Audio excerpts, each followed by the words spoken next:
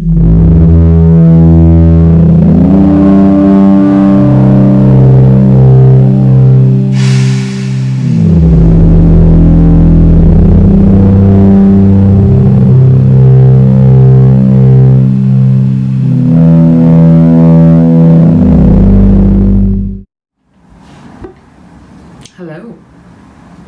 Hello. Hello. Hey. How do people start these things? Hey guys. So this is my second time trying to film this. The first time I tried filming this second video, it took 30 minutes, and I think I said more than I said anything else. However, I do want you to bear with me as I meander and figure out YouTube and how to make videos and what kind of content I want. But that is what I'm just here to do, figure it out along the way, and I'll see how it goes. So, and all I have is my iPhone, and I don't really have any other equipment. So yes, the quality of these videos aren't going to be incredible, but that's fine for now. And I just want it to be me having a chat. So, a little story for the people who I know in real life who are watching this. You may want to skip the video because I think you've heard this story 1,000 times. My name is Reconnecting, and I was born here in Estonia. However, when I was 5 years old, I moved to the US, and actually Estonian was my first language. Some people don't know that. Estonian actually was the very first language that I learned. So it was technically my mother tongue. And I spoke Russian as well. And then I was slowly learning English as well through TV and toys and computer games. And when I moved to the US with my mom, she wanted to keep speaking Estonian with me, but I looked at her, and this is just according to what she said, but I didn't want to, I told her I didn't want to speak it anymore. I wanted to fit in. I didn't want to be seen as the foreigner or the different kid, which I ended up being anyway, because my name just is the least American name you can think of.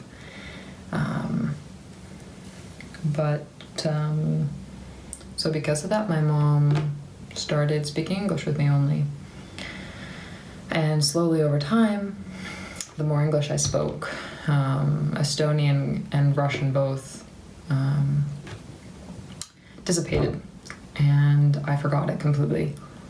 And English became my mother tongue, or kind of replaced Estonian. I wanted nothing to do with being from abroad or anything. I wanted to be American as possible, and I didn't want to be seen as different. And looking at this in hindsight, it's interesting now at 24, that I want nothing but to be different. I kind of kick myself in the foot for it. But of course, as a 5-year-old, your perspective of the world is completely different, especially when you've just moved like halfway across the world and you're only 5, and you left everything you know and to a whole new world. That's what it felt like. And I wanted, I think, to have it be as not stressful as possible. And I guess I get that.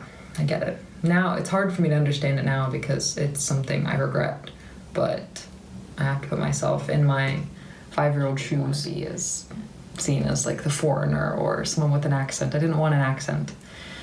And so that's what happened. I only spoke English. I started going to school. And I grew up as an American kid. I never talked about Estonia really, and never really wanted anything to do with it. which hurts me now, thinking about it, but that was just who I was. And when people would ask me, where am I from, or where's my name come from, I would say Estonia, but most people in the US, and I'm being completely honest, don't know where Estonia is or if it's a country. And at the time I didn't know either, and that's really embarrassing. But that's just how far removed I was from it. I never cared to ask, cared to look. I just wanted to disconnect from it. And then I grew up my life there. If that makes some sense. I was about 19 when I guess the thought came up of moving here, and it wasn't actually my idea. What was happening was I actually started university in the States, and I was kind of in and out of university. I started a semester and then I had to take some time off for certain reasons, which will be in another video. And then I started again and I stopped again, and I just kind of was really stuck, and I didn't know what to do anymore because I had trained as a ballet dancer for most of my life. When I moved to the US, I started ballet classes, and I wanted to be a professional ballet dancer. And that was my dream for a very, very long time, and I took it very seriously. I went to a regular high school, but then also after school I went to a professional dance school, and my goal was to join a company, travel the world, and be a dancer. But it was in university when I realized that that's not what I wanted anymore. Not that I didn't love dance, it wasn't my thing. But the problem was that I had spent so many years tying myself to that identity as a dancer that I really didn't know who I was outside of that.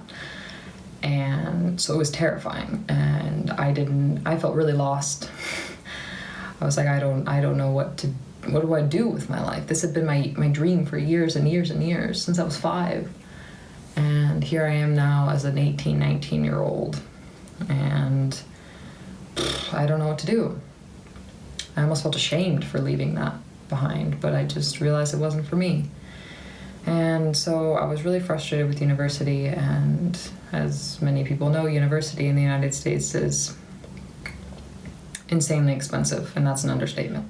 So one day in the car, and I kid you not, it was because of my mother. She said, "Why don't you go back to Estonia?" I laughed and laughed and laughed because I hadn't been to Estonia since I was 5 years old. Didn't speak the language anymore, didn't have a passport, because when I came I was on my mom's passport because I was little. I had never been abroad. Well, I was born abroad, but when I moved to the US I hadn't seen anything else. I just was in the US, and I didn't really know much about anything on this side of the world. I was so removed from it, and I looked into school here, and there was a scholarship actually for Estonian Americans, and I just decided to apply, and I got it. And while tuition is free here, the reason I wanted the scholarship, it had ticket money that it would give me every year to come home. So I didn't have to buy the plane tickets because those are expensive. So I was able to go home twice a year. And I got the scholarship, and I just decided why the heck not. It didn't really hit me until I sat on the plane, the first one, because it takes 3 planes to get here. Yeah. The first plane I was sitting, and I thought, wow, I'm moving across the world. I'm dropping my life here in the States to go to a world that it felt like a whole new world, even at 20 years old, that I know nothing about. Absolutely nothing. I have no friends, no family, for that matter, really. I did find out I have a half-brother and sister, but in terms of some people, extremely close people, I had nobody. I had no friends, nothing. And I guess the main barrier was language. And imagine going to a place where you don't understand anything. My first night here in Estonia, I cried a lot. because it was just extremely frustrating to not understand anything on the signs, in the store. Oh, it was extremely scary, and I wanted to go back to the States right away. I said, I can't do this, I have to go back. And what was even more frustrating was that because of my name, I remember I lived in the dorm for a semester here, and the woman at the counter of the dorms, there was like a little secretary. She saw my name, and I started speaking English with her, but she was really confused why I was speaking English and not Estonian, and that happened over and over on multiple occasions, and that kind of made it more frustrating because everyone expected me to speak Estonian because my name is Estonian. It all felt like my fault, and I felt like a fraud. Sometimes I still do. But I've been here now 4.5 years, I think. I lose track of time. I just graduated this June from my bachelor's in English language and literature. And I'll be starting my master's in the fall in foreign language teaching to become an English teacher. And as you can see, since I've been here 4.5 years, I have fallen in love with everything. Okay, maybe not everything, but so much of Estonia and the culture, and I've spent the last 4.5 years really reconnecting with my roots and really firmly putting myself here in a place that I've kind of removed myself from for many, many, many years. And it kind of feels like my duty now. And it's not like I'm just doing it because I have to, I want to. And it took a while, but this finally feels like home. And in regards to the language, which is, I guess, a big question, yes, I can.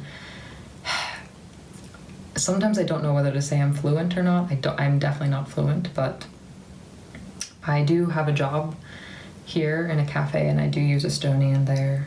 And I can speak Estonian to the most part. And I can understand quite a bit. I still can't express myself in Estonian, which is something I've worked on because English is still my go-to.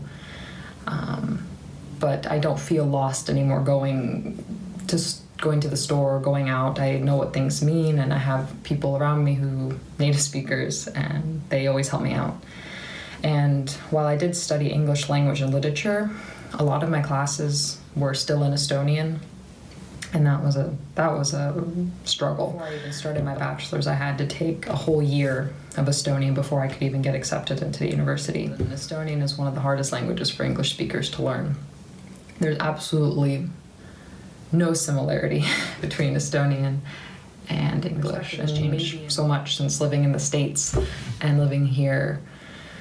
And that's also for another video. So I hope that gave you a little background on who I am, and if you have any questions, feel free to comment. But I'm excited, and I hope you're excited too.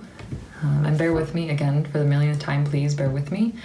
These videos are going to be cringy for a while, but I promise you, if you keep watching, they will get better as I learn how to edit and all that kind of stuff. So again, thank you to whoever's watching.